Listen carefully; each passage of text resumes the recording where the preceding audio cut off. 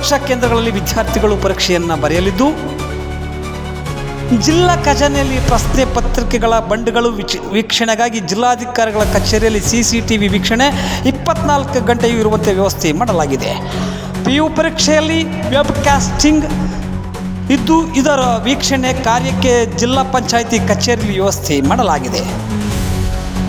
PUC ಪರೀಕ್ಷೆ ಬರೆಯುತ್ತಿರುವಂತಹ ಎಲ್ಲ ವಿದ್ಯಾರ್ಥಿಗಳಿಗೆ ಚಳ್ಳಕೆರೆ ಶಾಸಕರಾದ ಟಿ ರಘುಮೂರ್ತಿ ಹಾಗೂ ಜಿಲ್ಲಾ ಉಸ್ತುವಾರಿ ಸಚಿವ ಡಿ ಸುಧಾಕರ್ ಸೇರಿದಂತೆ ಜನಪ್ರತಿನಿಧಿಗಳು ಹಾಗೂ ಪೋಷಕರು ಅಭಿನಂದನೆಯನ್ನು ಸಲ್ಲಿಸಿದ್ದಾರೆ.